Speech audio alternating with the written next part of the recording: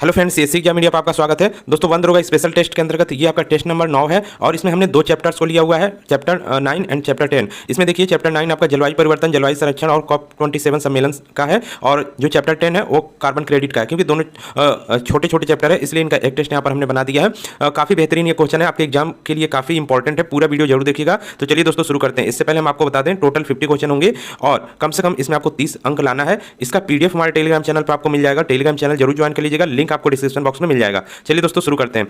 पहला क्वेश्चन है, निम्न में से कौन सा जलवायु के संदर्भ में सत्य नहीं है? यानी कि जलवायु के संदर्भ में हमको यहाँ पर बताना है सत्य नहीं है। पहला है, जलवायु में जीवों और वनस्पतियों की दिनचर्या में कोई परिवर्तन नहीं आता। जलवायु के अनुसार जीव और वृक्ष दिनचर्या में भी परिवर्तन करते हैं। किसी स्थान पर एक ही प्रकार की जलवायु होती है। जलवायु एक प्रकार की होती है, जैसे कश्मीर की जलवायु ठंडी तो वहाँ काफ़ी समय तक ठंडी रहती है। तो इसमें आपको बताना है कौन सा सही नहीं है। तो यहाँ पे देखिए जलवायु और मौसम अलग अलग आपकी चीज़ें हैं। जलवायु जो होती है वो बड़े लेवल पे होती है, वो ज़्यादा दिन तक रहती है। लेकिन जो मौसम होता है वो आपका कुछ समय के लिए होता है, कुछ दिन के लिए होता है, बदलता रहता है। तो यहाँ पर देखिए जलवायु के संदर्भ में इसमें जो कथन असत्य है वो यहाँ पर देखिए है, जलवायु के बी नंबर है। जलवायु के अनुसार जीव और वृक्ष अपनी दिनचर्या में परिवर्तन करते हैं, जलवायु के अनुसार नहीं करते हैं। क्योंकि जलवायु लगभग एक समान कई साल तक रहती है, जबकि मौसम जो है बदलता है। तो मौसम के अनुसार अपने वो दिनचर्या परिवर्तित करते हैं। तो ये कथन केवल यहाँ पर गलत है, तो इसका आंसर बी हो जाएगा यहाँ पर। नेक्स्ट यहाँ पर देखिए जलवायु, मौसम और जलवायु के बीच हमने यहाँ पर पूरा डिफरेंस बता रखा है आपको कि जलवायु, मौसम क्या होता है और जलवायु क्या होता है। देखिए मौसम में किसी स्थान विशेष की वायुमंडल दशा जैसे तापमान, आर्द्रता, पवन और वर्षा आदि को मौसम कहते हैं। किसी क्षेत्र में मौसम के दीर्घकालिक औसत को जलवायु कहते हैं। यानी कि औसत उसका निकाला जाता है कि सबको मिला लिया जाए तो इस देश या इस जगह की क्या जलवायु रहती है, एक समान वो लगभग देखी जाती है, तो वो आपकी जलवायु के अंतर्गत आता है। और ये लगभग कई सालों तक आपका 10 साल से ऊपर तक भी एक समान ही जलवायु आपकी रहती है, उसका औसत जो होता है मौसम का। नेक्स्ट यहाँ पर देखिए जो अंतर यहाँ पर दिया गया है, इसको आप देखिए यहाँ पर वीडियो पॉज करके पूरा पढ़ लीजिए जो भी यहाँ पर अंतर दिया गया है, क्योंकि यहाँ पर हम पूरा अंतर पढ़ेंगे तो वीडियो काफी लॉन्ग हो जाएगा। यहाँ पर देखिए नेक्स्ट इंपॉर्टेंट यहाँ पर ये है, मौसम वायुमंडलीय तत्वों जैसे तापमान एवं आर्द्रता में से किसी एक से प्रभावित हो सकता है। क्योंकि मौसम आपका तुरंत का होता है तो वो तापमान चेंज होगा तो मौसम चेंज हो जाएगा। जलवायु क्या है कि वायुमंडल के विभिन्न तत्वों से के संयुक्त प्रभाव की देन है, यानी सब प्रभाव जो मिला जुला कर आता है वो जलवायु के अंतर्गत आता है। नेक्स्ट यहाँ पर मेन इसका जो पॉइंट है, यहाँ पर देखिए मौसम के अनुसार जीव अपनी दिनचर्या परिवर्तित करते हैं, जबकि जलवायु के अनुसार नहीं करते हैं। इसका प्रभाव किसी देश के छोटे भाग में अनुभव किया जाता है और जलवायु का जो अनुभव किया जाता है वो एक विशाल महाद्वीप, यानी पूरा मिला लिया जाए तो उस पर जलवायु मतलब उसकी जलवायु कही जाती है, एक बड़े क्षेत्र या बड़े लेवल की।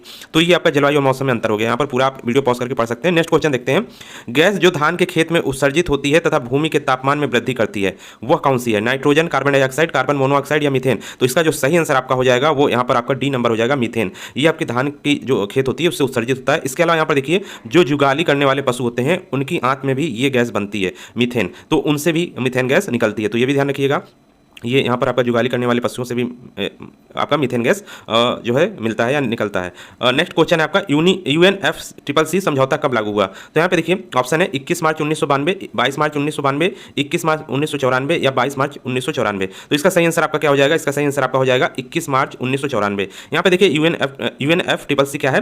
तो ये हिंदी में इसको कहा जाता है जलवायु पर संयुक्त राष्ट्र फ्रेमवर्क कन्वेंशन। ध्यान रखिएगा, एक अंतर्राष्ट्रीय पर्यावरण संधि है जिसे 4 जून 1992 में रियो डी जेनेरो में जो पृथ्वी सम्मेलन हुआ था उस समय इसको क्या मतलब इसको वहां पर न्यू इसकी डाली गई थी। और इस संधि का उद्देश्य क्या है? ग्रीन हाउस गैसों के खतरनाक स्तर को रोकना, इसका उद्देश्य ये है। और इसका जो आपका लागू किया गया था वो आपका 1994 में लागू किया गया था, इसको ध्यान रखिएगा। और एग्जैक्ट डेट आपकी यहाँ पर दी गई है 21 मार्च 1994, तो इसको भी ध्यान रखिएगा। नेक्स्ट क्वेश्चन देखते हैं, वैश्विक ताप की वृद्धि के लिए निम्न में से कौन सी गैस का योगदान अधिकतम है? तो काफी सिंपल क्वेश्चन है। ऑप्शन है carbon dioxide, chlorofluorocarbon, nitrous oxide या मीथेन। तो सबसे ज्यादा जो योगदान देता है जो है वैश्विक ताप यानी कि ग्लोबल वार्मिंग में, वो आपका CO2 होता है, कार्बन डाइऑक्साइड। ए नंबर इसका सही आंसर आपका हो जाएगा। नेक्स्ट क्वेश्चन देखते हैं, ग्रीन हाउस गैसों की संकल्पना किसने की थी? ऑप्शन है CC पार्क ने, JN जेफर्स ने, जोसेफ फेरियर ने या L जॉबलर ने। तो सही आंसर इसका क्या हो जाएगा? आपका सी नंबर हो जाएगा सही आंसर, जोसेफ फेरियर ने। नेक्स्ट क्वेश्चन देखते हैं, कार्बन ऑफसेट के बारे में निम्नलिखित कथनों पर विचार कीजिए और उसके बाद यहाँ पर सही आपको बताना है।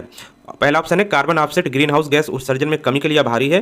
कार्बन ऑफसेट की मात्रा निर्धारित की जा सकती है और कार्बन डाइऑक्साइड के समतुल्य CO2 मीट्रिक टन में बेची जाती है। तो इसमें बताइए कौन सा ऑप्शन आपका सही है? केवल एक सही है, केवल दो सही है, केवल दोनों सही है या एक और दो दोनों गलत है? तो यहाँ पर बताइए इसका सही आंसर क्या हो जाएगा? तो इसका जो सही आंसर हो जाएगा दोनों सही है।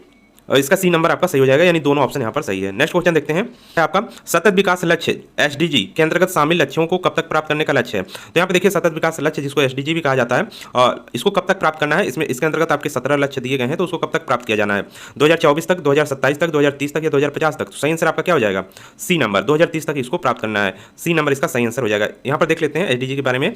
तो देखिए सतत विकास लक्ष्य जिसको सस्टेनेबल डेवलपमेंट गोल्स भी कहा जाता है, 2015 से 2030 यानी कि फाइनल आपको 2030 तक इसमें 17 लक्ष्य जो है उसको यहाँ पर अचीव करना है, प्राप्त करना है, और 169 इसमें प्रायोजन है, तो इसको ध्यान रखिएगा। इसको कब अपनाया गया, तो यहाँ पर देखिए transforming our world the 2030 agenda for sustainable development को संकल्प को जिससे सतत विकास लक्ष्यों के नाम से जाना जाता है, भारत सहित 193 देशों ने सितंबर 2015 में संयुक्त राष्ट्र महासभा की उच्च स्तरीय पूर्ण बैठक में इसे स्वीकार किया था। और ये लागू कब किया गया, ये भी ध्यान रखिएगा, 1 जनवरी 2016 को लागू किया गया था, तो इसको ध्यान रखिएगा। और 2030 तक क्या करना है, इसमें जो आपके 17 लक्ष्य दिए गए हैं उनको जरूर पढ़ लीजिएगा, इनको आपको अचीव करना है, जो देश इन्होंने यहाँ पर इसके अंतर्गत जो है संधि से जुड़े हुए हैं। नेक्स्ट यहाँ पर देखिए सिटीज का मुख्य कार्य क्या है। ऑप्शन है आपके लुप्तप्राय पौधे और जानवरों का संरक्षण, संरक्षित वनों में कानून लागू करना, पर्यावरण प्रदूषण हेतु नए नियम स्वीकृत करना, देशों की आपदा को रोकने में मदद करना। तो यहाँ पर देखिए जो आपका CITES है इसका मुख्य कार्य यहाँ पर देखिए क्या है, यहाँ पर मुख्य कार्य इसका है लुप्तप्राय पौधों और जानवरों का संरक्षण, ए नंबर इसका सही आंसर हो जाएगा। यहाँ पर देखिए इसके बारे में और जान लेते हैं, जो आपका CITES है ये आपका देखिए मुख्य कार्य इसका क्या हो गया, लुप्तप्राय पौधों और जानवरों का संरक्षण, वन्य जीव और वनस्पति की लुप्तप्राय प्रजातियों में अंतर्राष्ट्रीय व्यापार पर आधारित सम्मेलन CITES इसको कहा जाता है, ये किया गया था। और मार्च 1973 में वन्य जीव और वनस्पति की लुप्त प्रजातियों के अंतर्राष्ट्रीय व्यापार पर आधारित सम्मेलन पर हस्ताक्षर किए गए। तो हस्ताक्षर कब किया गया था, 1973 में, ध्यान रखिएगा, इसको काफी इंपॉर्टेंट है, और 1975 में लागू हो गया, तो ये भी इंपॉर्टेंट है। नेक्स्ट यहाँ पर नेक्स्ट क्वेश्चन देखते हैं, ये निम्नलिखित में से कौन सा ग्रीन हाउस गैस नहीं है। तो काफी सिंपल क्वेश्चन है, सभी को इसका आंसर आना चाहिए, मीथेन, नाइट्रस ऑक्साइड, क्लोरोफ्लोरोकार्बन या हाइड्रोजन। तो सही आंसर क्या आपका हो जाएगा, ग्रीन हाउस गैस सभी को पता होना चाहिए, पूरा याद कर लीजिएगा क्योंकि इससे क्वेश्चन जरूर आएगा। यहाँ पर देखिए जो ग्रीन हाउस गैस नहीं है वो आपका हाइड्रोजन है, ये ग्रीन हाउस यानी ग्लोबल वार्मिंग में वैश्विक तापमान में कोई योगदान इसका नहीं रहता है, तो यहाँ पर सही आंसर आपका डी नंबर हो जाएगा। नेक्स्ट क्वेश्चन देखते हैं, प्रमुख ग्रीन हाउस गैसों की बात करें तो कार्बन डाइऑक्साइड, मीथेन हो गया, नाइट्रस ऑक्साइड हो गया, हाइड्रोफ्लोरोकार्बन जिसको HFC कहा जाता है ये भी होता है, क्लोरोफ्लोरोकार्बन CFC कहा जाता है ये भी है, सल्फर हेक्साफ्लोराइड ये भी है ग्रीन हाउस गैस, और इसके अलावा वाष्प और ओजोन भी ग्रीन हाउस गैस के अंतर्गत आते हैं, तो इनको भी ध्यान रखिएगा। नेक्स्ट क्वेश्चन यहाँ पर देखिए, निम्न में से किसे ओजोन की सर्वाधिक सांद्रता मिलती है, निम्न में से किसमें ओजोन की सर्वाधिक सांद्रता मिलती है, यानी कि यहाँ पर देखिए वायुमंडल की परतें दी गई हैं और ओजोन किस परत में पाया जाता है वो आपको बताना है, ट्रोपोस्फीयर, मेसोस्फीयर, स्ट्रेटोस्फीयर, एक्सोस्फीयर। तो यहाँ पर बताइए सही आंसर देखिए क्या हो जाएगा, क्योंकि ओजोन आपकी कहां पर मिलती है, समताप मंडल में ओजोन पाई जाती है, तो समताप मंडल आपका कहां पर होता है, उसको क्या कहा जाता है, स्ट्रेटोस्फीयर, सी नंबर इसका सही आंसर हो जाएगा। बाकी यहां पर हम देख लेते हैं इसको, यहां पर देखिए जो पहली परत होती है, जो धरती की सतह मान लीजिए आपकी है, ये धरती है और इसकी पहली सतह जिस पे हम लोग रहते हैं, तो उसको क्या कहा जाता है, क्षोभ मंडल यानी कि ट्रोपोस्फीयर कहा जाता है। उसके ऊपर फिर जाएंगे यानी कि धरती की सतह से ऊपर की तरफ जाएंगे तो आपको क्या मिलेगा, यहाँ पर समताप मंडल मिलेगा। फिर इसके अलावा फिर उसके बाद में आएगा मध्य मंडल जिसको मेसोस्फीयर कहा जाता है, और फिर आएगा आपका बाह्य वायुमंडल जिसको ताप मंडल कहा जाता है, थर्मोस्फीयर कहा जाता है, और इसी के अंतर्गत ताप मंडल के अंतर्गत ही आपका आयन मंडल शामिल रहता है जिसमें आपके सैटेलाइट वगैरह लगे रहते हैं, और सबसे उसके आगे और जाएंगे तो बहिर्मंडल यहाँ पर आ जाता है। तो यहाँ पर देखिए धरती की सतह, ये आपकी धरती यहाँ पर दी गई है, और धरती की सतह से जो पहला आपका वायुमंडल होता है इसको ट्रोपोस्फीयर कहते हैं, क्षोभ मंडल ये होता है। जितनी भी आपकी बादल संबंधित अभिक्रियाएं होती है, वर्षा, पानी, बिजली कड़कना, ये सब आपका इसी मंडल में होता है। उसके बाद समताप मंडल आपका हो जाता है, समताप मंडल के अंतर्गत ही ओजोन मंडल होता है, एक ओजोन लेयर होता है, तो ओजोन लेयर भी समताप मंडल के अंतर्गत ही आता है। उसके ऊपर जाएंगे तो मध्य मंडल होता है यहाँ पर, और उसके ऊपर आपका वायुमंडल होता है जिसको यहाँ पर आयन मंडल भी कहा जाता है, इसी के अंतर्गत होता है, इसमें सैटेलाइट वगैरह आपके लगे रहते हैं। और फिर आगे जाएंगे और तो यहाँ पर देखिए बहिर्मंडल हो जाएगा, तो बाहर आ जाएंगे यानी अंतरिक्ष में आ जाएंगे आप, तो ये आपका पूरा होता है यहाँ पर, इसको ध्यान रखिएगा। नेक्स्ट यहाँ पर क्वेश्चन देखते हैं, निम्न में असत्य कथन कौन सा है। 16 सितंबर 2022 को मॉन्ट्रियल प्रोटोकॉल की 36वीं वर्षगांठ थी। 16 सितंबर 2009 को वियना कन्वेंशन और मॉन्ट्रियल प्रोटोकॉल दोनों को सर्वसम्मति से स्वीकार किया गया। 11 दिसंबर 1997 को क्योटो प्रोटोकॉल पर हस्ताक्षर किए गए और 16 फरवरी 2005 को लागू किया गया। नैरोबी सम्मेलन 1982 में हुआ। तो यहाँ पर बताइए कौन सा यहाँ पर असत्य है। तो यहाँ पे देखिए एक कथन ही असत्य है, यहाँ पर इसके ऑप्शन जो दिए गए हैं वो इस तरह दिए गए हैं। तो यहाँ पर देखिए जो आपकी यहाँ पर 16 सितंबर 2022 को मॉन्ट्रियल प्रोटोकॉल की 36वीं वर्षगांठ थी, ये गलत है। यहाँ पर 35वीं वर्षगांठ थी 2022 में, तो ये ध्यान रखिएगा, इसका केवल एक गलत है, बाकी सब सही है। यहाँ पर क्वेश्चन काफी इंपॉर्टेंट है, एक दो बार इसको जरूर पढ़िएगा, इसको यहाँ से आपको चीजें याद हो जाएंगी। नेक्स्ट यहाँ पर देखते हैं, निम्नलिखित जीवाश्म ईंधनों को उनकी कार्बन तीव्रता के बढ़ते हुए क्रम में लिखिए। प्राकृतिक गैस, कोयला, पेट्रोलियम। तो यहाँ पर आपको बताना है कार्बन तीव्रता किसमें ज़्यादा है, उसको सबसे बाद में लिखना है, यानी पहले कम वाला आएगा, फिर उससे ज़्यादा वाला आएगा, फिर उससे ज़्यादा वाला आएगा। तो यहाँ पे देखिए सबसे कम कार्बन तीव्रता की बात की जाए तो इसमें प्राकृतिक गैस आएगा सबसे पहले, यानी 1 नंबर सबसे पहले आएगा। फिर उससे ज़्यादा जिसमें कार्बन है वो आपका यहाँ पर पेट्रोलियम आएगा, यानी कि तीसरा नंबर, और उससे ज़्यादा जो कार्बन तीव्रता है वो कोयला में है, तो 2 नंबर यहाँ पर आएगा। तो सही आंसर इसमें देखिए 1, 3, 2 ए नंबर यहाँ पर सही ऑप्शन है, ये वाला। तो ए इस क्वेश्चन का आंसर हो जाएगा। नेक्स्ट क्वेश्चन देखते हैं, सूर्य के प्रकाश से पराबैंगनी किरण अभिक्रिया निम्न में से क्या पैदा करती है? तो यहाँ पे देखिए सूर्य के प्रकाश से पराबैंगनी विकिरण जो होती है और विक्रिया करके क्या बनाती है? Carbon monoxide, sulphur dioxide, ozone या फ्लोराइड्स। तो सही आंसर क्या हो जाएगा? ओजोन। ओजोन बनाती है यहाँ पर। सी नंबर सही आंसर हो जाएगा। नेक्स्ट क्वेश्चन देखते हैं। जलवायु परिवर्तन की समस्या का समाधान करने के लिए वर्ष 2050 तक दुनिया के लिए नेट जीरो कार्बन उत्सर्जन होना आवश्यक है। इसके अलावा दूसरा कथन है ग्रे हाइड्रोजन के उत्पादन के साथ शून्य कार्बन उत्सर्जन जुड़ा हुआ है। तो इसमें आपको बताना है कथन एक सही है, कथन एक और कथन दो दोनों सही हैं। कथन एक और कथन दो दोनों गलत हैं। कथन एक सत्य है लेकिन सेकंड असत्य है। कथन फर्स्ट असत्य है लेकिन सेकंड सत्य है। तो यहाँ पर बताइए क्या होगा? तो बात की जाए पहले कथन की, तो यहाँ पर जो 2050 तक दुनिया के लिए नेट जीरो कार्बन उत्सर्जन होना आवश्यक है, यानी नेट जीरो कार्बन का लक्ष्य कब रखा गया है? 2050 तक। तो ये आपका सही कथन है। ग्रे हाइड्रोजन आपका शून्य कार्बन उत्सर्जन से जुड़ा हुआ है, ये गलत यहाँ पर है। तो केवल कथन एक सही है। तो एक किसमें आ रहा है आपका? कथन एक यहाँ पर देखिए कथन एक सत्य सी नंबर में आ रहा है, यानी इसका आंसर जो आपका हो जाएगा सी नंबर में कथन एक सत्य है, सेकंड असत्य है। सी इसका सही आंसर हो जाएगा। नेक्स्ट क्वेश्चन देखिए। UNFCCC का तात्पर्य क्या है? इसका फुल फॉर्म आपको बताना है। अभी इसके बारे में हमने ऊपर पढ़ा है।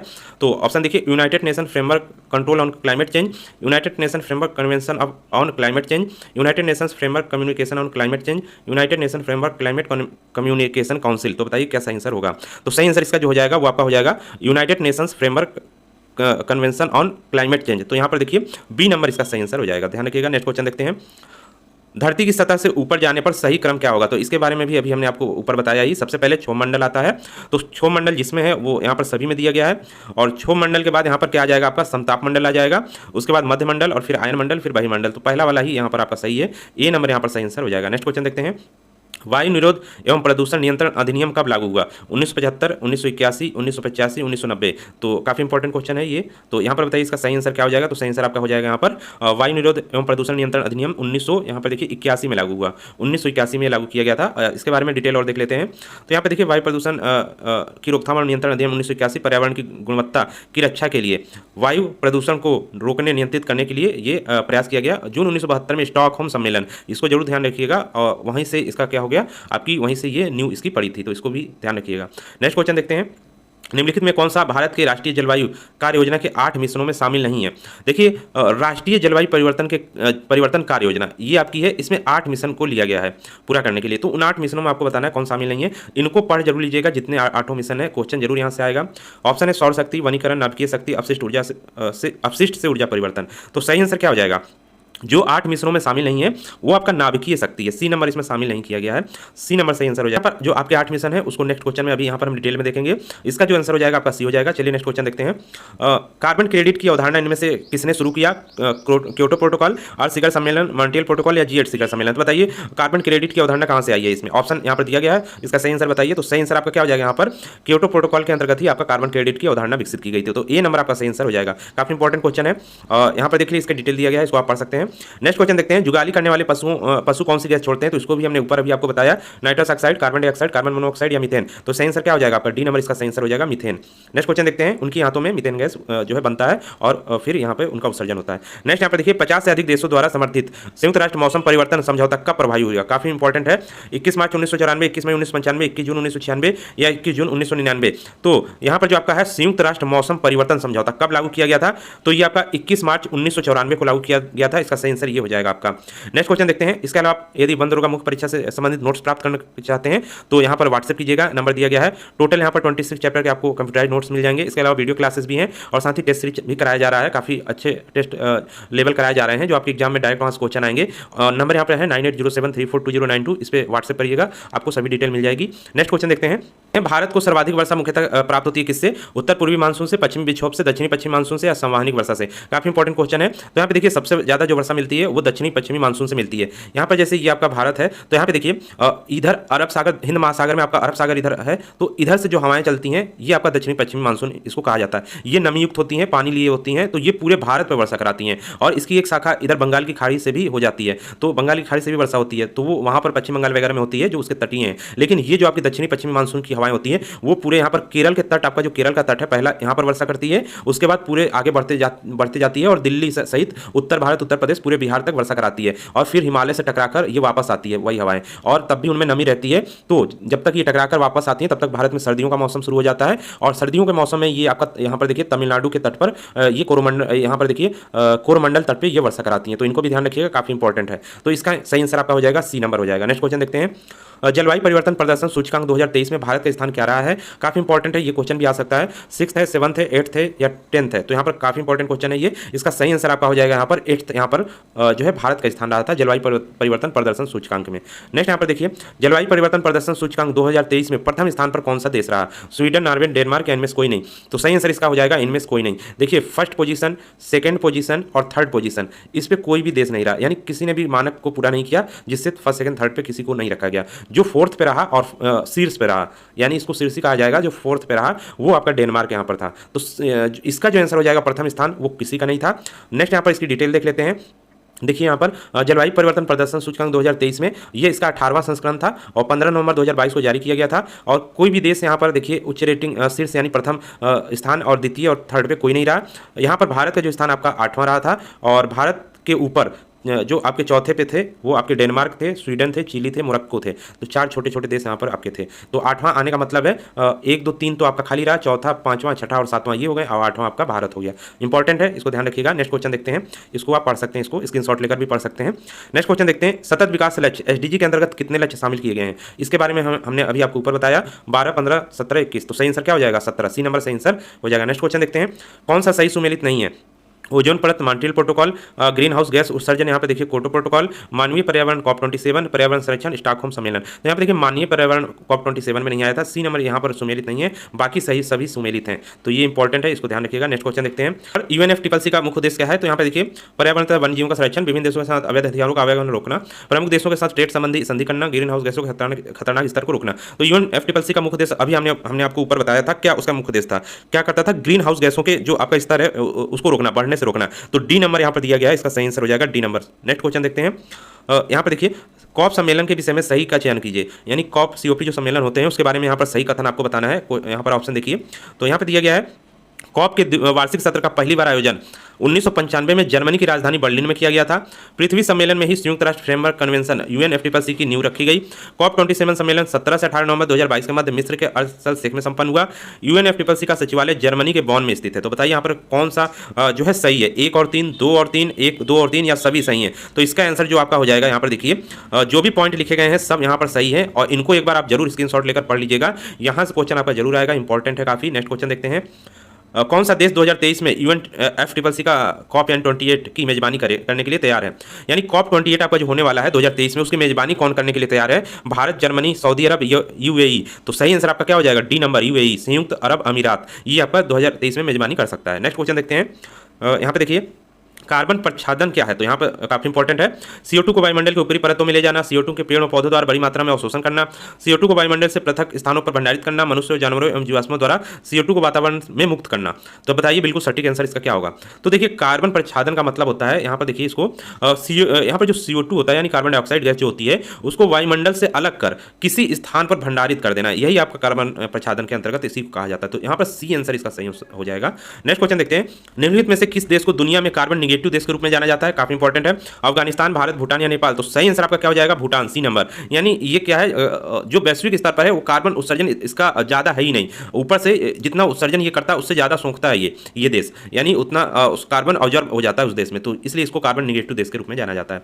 भूटान सही आंसर है, ध्यान रखिएगा, सी नंबर। नेक्स्ट क्वेश्चन देखते हैं, अंतः उष्णकटिबंधीय अभिसरण क्षेत्र जिसको ITCZ कहा जाता है, ये जियोग्राफी का काफी अच्छा क्वेश्चन है और क्योंकि पर्यावरण आपका चैप्टर है तो इसमें भी रखा गया है। इसमें देखिए इसके कथनों पर विचार करना, ये विषुवतीय अक्षांशों से विस्तृत गर्त एवं निम्न दाब का क्षेत्र होता है। सूर्य की स्थिति में परिवर्तन के साथ यह क्षेत्र उत्तर या दक्षिण की ओर खिसकता है। तो यहाँ पे आपको 2 कथन दिए गए हैं, ऑप्शन आपके हैं, कौन सा कथन आपका सही है, केवल 1, केवल 2, 1 और 2 दोनों या कोई नहीं। तो देखिए ये जो है विषुवतीय अक्षांश जो आपकी विषुवत रेखा होती है उसके इधर आगे और पीछे ये क्या करता रहता है, खिसकता रहता है। तो ये देखिए निम्न दाब का क्षेत्र जो होता है ये कथन सही है और सूर्य की स्थिति में परिवर्तन होता है क्योंकि सूर्य आपका देखिए ये आपकी विषुवत रेखा होती है, आगे यहाँ पर कर्क रेखा तक जाता है, नीचे मकर रेखा तक जाता है। तो सूर्य के साथ ये आपका ICZ भी जहां पर भी होगा, सूर्य यदि इधर आ रहा है तो ये ICZ भी आपका इधर खिसकेगा और सूर्य यदि उधर जा रहा है ऊपर कर्क रेखा की तरफ तो ICZ जो होगा ऊपर उधर की तरफ खिसकेगा। तो इसका परिवर्तन होता रहता है और यही आपका जो है बारिश वगैरह और तूफान सुनामी वगैरह लाने में काफी योगदान इसका रहता है। तो इसको ध्यान रखिएगा, मौसम जो आपका परिवर्तन जो जलवायु परिवर्तन होता है उसमें भी काफी योगदान इसका रहता है। तो यहाँ पर दोनों कथन यहाँ पर सही है, 2 यानी कि सी नंबर इसका सही आंसर हो जाएगा, 1 और 2 दोनों। नेक्स्ट क्वेश्चन देखते हैं, ठोस अपशिष्ट से क्या अभिप्राय है। केवल वनों से प्राप्त सूखी लकड़ियां और कृषि अवशेष, केवल उपयोग के लिए गोबर, कागज, घास, जूट, केवल घरेलू अपशिष्ट या उपयुक्त सभी। तो ठोस अपशिष्ट में सभी चीजें आ जाती हैं, जितनी भी ठोस है, जहां से भी अपशिष्ट कचरा बनता है ठोस, वो सब ठोस अपशिष्ट में आता है। नेक्स्ट क्वेश्चन देखते हैं। संयुक्त राष्ट्र पर्यावरण कार्यक्रम यूनाइटेड नेशन एनवायरमेंट प्रोग्राम के लिए भारत में निम्नलिखित में से किसे केंद्रक अभिकरण नोडल एजेंसी के बनाया गया है? तो इस प्रोग्राम के लिए यहाँ पर देखिए किसको बनाया गया है? पर्यावरण, वन, जलवायु परिवर्तन मंत्रालय, विज्ञान और प्रौद्योगिकी मंत्रालय, पृथ्वी विज्ञान मंत्रालय या सूचना एवं प्रसारण मंत्रालय। तो यहाँ पर सही आंसर आपका क्या हो जाएगा? ए नंबर इसका सही आंसर हो जाएगा, पर्यावरण, वन एवं जलवायु परिवर्तन मंत्रालय। ये आपकी नोडल एजेंसी है भारत की तरफ से। किसके लिए? यूनाइटेड नेशन एनवायरमेंट प्रोग्राम के लिए। तो ध्यान रखिएगा। नेक्स्ट क्वेश्चन देखते हैं। किसी प्रजाति को विलुप्त माना जा सकता है जब वो अपने प्राकृतिक आवास में नहीं देखी गई? कब तक? 15 वर्ष, 25 वर्ष, 40 वर्ष या 50 वर्ष? तो सही आंसर डी है इसका, 50 वर्ष तक यदि कोई प्रजाति अपने आवास यानी जहां वो पाई जाती है वहां पर नहीं दिखाई देती है तो उसको विलुप्त मान लिया जाता है। नेक्स्ट क्वेश्चन देखते हैं। जलवायु परिवर्तन रोकने हेतु कौन सा एक तरीका उपयुक्त नहीं है?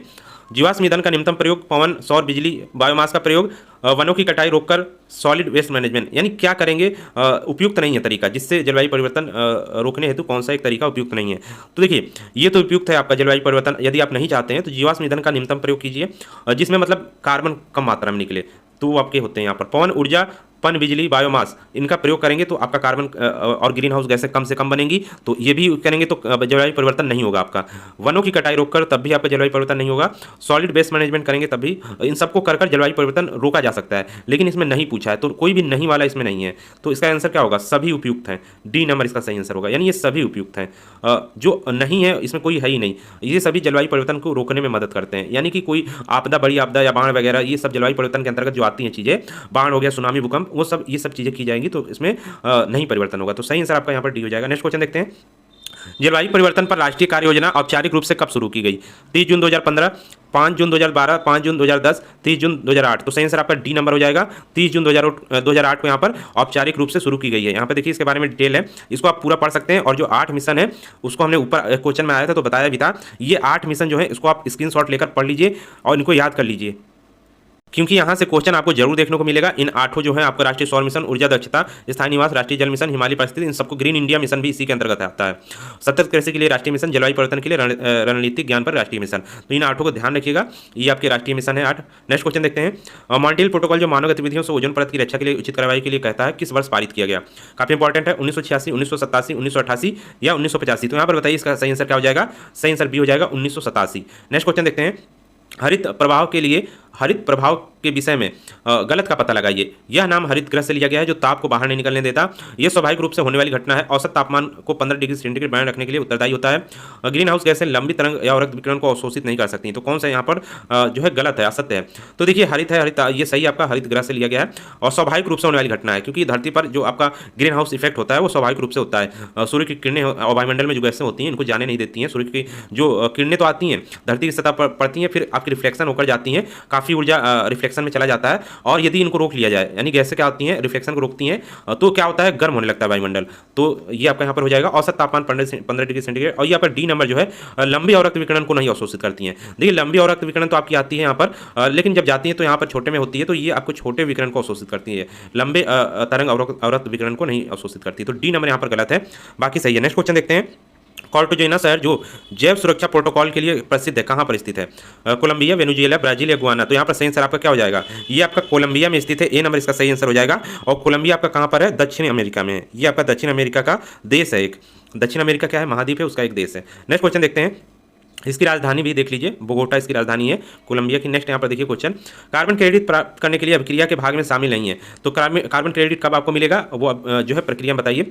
वृक्षारोपण करेंगे और वनारोपण करेंगे, हरियाली को संजोएंगे, हरित वृक्षों द्वारा संजोए कार्बन की मात्रा का आकलन करना, उसकी कीमत लगाना, कीमत का पता लगाना, किसी मान्यता देने वाली एजेंसी से मान्यता प्राप्त करना तथा उसे अंतर्राष्ट्रीय बाजार में बेचना। ये सब चीज़ें करेंगे तो कार्बन क्रेडिट आपको मिल जाएगा। तो ये सभी चीज़ें यहाँ पर सही है, कोई भी गलत नहीं है इसमें। तो इसका जो आंसर आपका हो जाएगा इनमें से कोई नहीं, क्योंकि शामिल नहीं है पूछा है, तो सब शामिल है, तो आंसर क्या हो जाएगा? इनमें से कोई नहीं। नेक्स्ट क्वेश्चन देखते हैं यहाँ पर। नेक्स्ट क्वेश्चन है स्वच्छ विकास तंत्र सीडीएम का निर्माण क्योटो प्रोटोकॉल के किस अनुच्छेद के तहत किया गया है? अनुच्छेद 10, अनुच्छेद 11, अनुच्छेद 12, अनुच्छेद 14। तो सीडीएम का विकास जो किया गया आपका निर्माण काफी इंपॉर्टेंट है, क्योटो प्रोटोकॉल जरूर पढ़िएगा। और उसका अनुच्छेद यहाँ पर 12 नंबर, सी सही आंसर हो जाएगा। उसके तहत आपका स्वच्छ विकास तंत्र जिसको सीडीएम कहा जाता है वो किया गया है। नेक्स्ट क्वेश्चन देखते हैं। यहाँ पर डिटेल है, इसका स्क्रीनशॉट लेकर पढ़ सकते हैं। नेक्स्ट क्वेश्चन देखते हैं, कार्बन टैक्स के विषय में असत कथन कौन सा है? कार्बन टैक्स प्रदूषण पर कर का रूप है। कार्बन के उत्सर्जन की मात्रा के आधार पर जीवाश्म ईंधन उत्पादन, वितरण, उपयोग पर शुल्क लगाया जाता है। सही है, दोनों अभी तक सही है। सरकार कार्बन के उत्सर्जन पर प्रति टन मूल्य निर्धारित करती है और फिर से बिजली प्राकृतिक तेल टैक्स में परिवर्तित कर देती है, ये भी सही है। कार्बन टैक्स के जरिए सरकार को अतिरिक्त राजस्व की प्राप्ति होती है, ये भी सही है। यहाँ पर सभी कथन सही है, तो यहाँ पर ऑप्शन जो होगा, क्योंकि यहाँ पर पूछा क्या गया है असत्य कथन, तो असत्य इसमें से देखिए कौन सा है, कोई भी असत्य नहीं है, तो कोई भी नहीं होगा, डी नंबर इसका सही आंसर हो जाएगा। कार्बन टैक्स के बारे में यहाँ पर आप पढ़ सकते हैं, स्क्रीनशॉट लेकर इसको पढ़ लीजिएगा, काफी इंपॉर्टेंट है। नेक्स्ट क्वेश्चन देखते हैं, रेडियो कार्बन डेटिंग ऐसी तकनीक है जिसका उपयोग किया जाता है उम्र पता लगाने के लिए, किसका? चट्टानों, मिट्टी, जीवाश्मों या इमारतों का, तो किसका उम्र का पता लगाया जाता है? रेडियो कार्बन डेटिंग की तकनीक द्वारा। तो सही आंसर आपका क्या हो जाएगा? यहाँ पर जो रेडियो कार्बन डेटिंग तकनीक लगाई जाती है वो आपकी जीवाश्मों का पता लगाया जाता है, सी नंबर सही आंसर आपका हो जाएगा यहाँ पर। नेक्स्ट क्वेश्चन देखते हैं, यहाँ पर देखिए, भारत की जलवायु के संदर्भ में निम्नलिखित कथनों पर विचार कीजिए, कौन सा सही है? सही बताना है भारत की जलवायु के बारे में। भारत की जलवायु उष्णकटिबंधीय और उपोष्णकटिबंधीय दोनों की विशेषता रखती है। भारत के में कर्क रेखा के उत्तरी भाग में कम दैनिक एवं वार्षिक तापांतर पाया जाता है। भारत के दक्षिणी भाग में उच्च दैनिक और वार्षिक तापांतर पाया जाता है, के साथ विषम जलवायु भी पाई जाती है। तो यहाँ पर बताइए कथन कौन सा गलत है? केवल एक गलत है, एक और दो गलत है, दो तीन गलत है, नहीं, यहाँ पर आपको सही बताना है। तो यहाँ पर बताइए कौन सा सही है? केवल एक सही है, केवल एक और दो सही है, केवल दो और तीन सही है, एक और तीन सही है, तो बताइए कौन सा यहाँ पर सही है? तो यहाँ पे देखिए कथन जो एक कहा गया है, भारत की जलवायु उष्णकटिबंधीय भी है, ध्यान रखिएगा, और उपोष्णकटिबंधीय भी है, दोनों है, दोनों की विशेषता रखती है, तो एक नंबर आपका सही हो गया। भारत में कर्क रेखा के उत्तरी भाग में, यहाँ पे देखिए कर्क रेखा के उत्तरी भाग में ये वाला ऑप्शन होगा, दैनिक तथा वार्षिक तापांतर यहाँ पर उच्च पाया जाता है, उच्च दैनिक तथा वार्षिक तापांतर होता है, और विषम जलवायु होती है कहाँ पर? उत्तरी भाग में, यानी ये वाली लाइन जो उच्च से लेकर यहाँ तक लिखी गई है ये आपकी इसमें जाएगी, कर्क रेखा के उत्तर भाग में। और जो ऊपर वाली लाइन लिखी है कम दैनिक तापांतर और वार्षिक तापांतर हो जाता है, वो आपका दक्षिणी भाग में जाएगा। भारत क्योंकि दक्षिण है और उत्तर दो भागों में आपका है, तो ये आपका कर्क रेखा के दो भागों में उसको भारत को बांटती है, तो ध्यान रखिएगा ये वाली लाइन इधर आएगी और ये वाली लाइन इधर जाएगी, तो ये यहाँ पर ये दोनों फिर गलत हो गए, ये भी गलत है, ये भी गलत, केवल ये आपका सही है, तो इसका जो आंसर होगा केवल ये नंबर होगा आपका, ध्यान रखिएगा। नेक्स्ट क्वेश्चन देखते हैं, कार्बन क्रेडिट के बारे में निम्नलिखित में से कौन सा कथन सही नहीं है? Carbon credit system Kyoto protocol के साथ मिलकर तैयार किया गया, सही है। कार्बन क्रेडिट उन देशों समूह को दिया जाता है जिनके उत्सर्जन कोटे के नीचे ग्रीनहाउस गैस में कम है, यानी जो उत्सर्जन कम करेंगी, जिनका कोटा निर्धारित है उससे कम करेंगी तो कार्बन क्रेडिट मिलेगा, ये भी सही है। कार्बन क्रेडिट सिस्टम का का लक्ष्य कार्बन डाइऑक्साइड उत्सर्जन में वृद्धि को सीमित करना है, ये भी सही है। संयुक्त राष्ट्र पर्यावरण कार्यक्रम द्वारा समय समय पर निर्धारित मूल्य पर कार्बन क्रेडिट का कारोबार किया जाता है, तो ये यहाँ पर निर्धारित नहीं करता, ध्यान रखिएगा, तो डी नंबर यहाँ पर गलत है आपका, बाकी सभी सही है, तो सही नहीं है जो आपका डी नंबर है। नेक्स्ट क्वेश्चन, ओजोन की मोटाई निम्नानुसार मापी जाती है, पी दिया है, ड्यू दिया है, यहाँ पर सिंबल जो दिए गए हैं, तो यहाँ पर बताइए, तो जो ओजोन की मोटाई होती है उसको डॉप्सन में मापते हैं, डॉप्सन, तो इसको ध्यान रखिए, और डॉप्सन को ड्यू से यहाँ पर सिंबल के रूप में इंगित करते हैं, तो सही नंबर बी हो जाएगा इसका। नेक्स्ट क्वेश्चन देखते हैं, निम्नलिखित विकल्पों में से जुगाली करने वाले पशुओं का समूह का चयन कीजिए, भैंस गाय हिरन, भैंस गाय कुत्ता, गाय हिरन कुत्ता, बिल्ली भैंस हिरन। तो आप देखिए जुगाली कौन करता है? भैंस करती है, गाय करती है, हिरन करती है, तो ये नंबर यहाँ पर सही है। बाकी यहाँ पर देखिए, यहाँ पर कुत्ता जुगाली नहीं करता है, यहाँ पर देखिए यहाँ भी कुत्ता जुगाली नहीं करता है, और यहाँ पर बिल्ली जुगाली नहीं करती है, तो ये तीनों ऑप्शन गलत हैं, बाकी ये सही है आपका। नेक्स्ट क्वेश्चन देखते हैं, भारत के कोरोमंडल तट पर सर्वाधिक वर्षा होती है जनवरी फरवरी में, जून सितंबर में, मार्च मई में या अक्टूबर नवंबर में? तो हमने अभी आपको बताया कोरोमंडल तट जब लौटता मानसून होता है, केरल के तट से होते हुए जाता है, हिमालय से टकराकर जब लौटता मानसून होता है उस समय भारत में सर्दी आरंभ हो जाती है, यानी ठंडी का मौसम, तो सही आंसर आपका क्या हो जाएगा?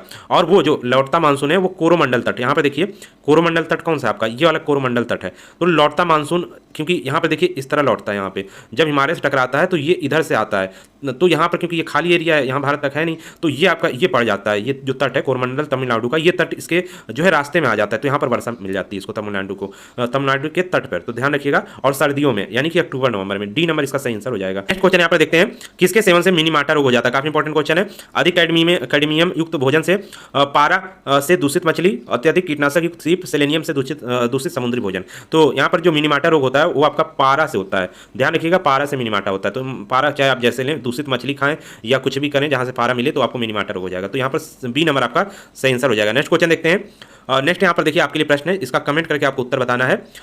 जैविक कचरे से समृद्ध एक झील के परिणाम स्वरूप हो सकती है कि यानी कोई झील है और उसमें जैविक कचरा डाल दिया गया है, फुल यानी भरा हुआ है, तो खनिजों के कारण जलीय जीवों की आबादी में वृद्धि होगी, शैवाल प्रस्फुटन के कारण झील सूख जाएगी, अत्यधिक पोषक तत्वों के कारण मछली की जनसंख्या में वृद्धि होगी, या ऑक्सीजन की कमी के कारण मछलियों की मृत्यु होगी। तो बताइए इसमें कौन सा सही आंसर होगा?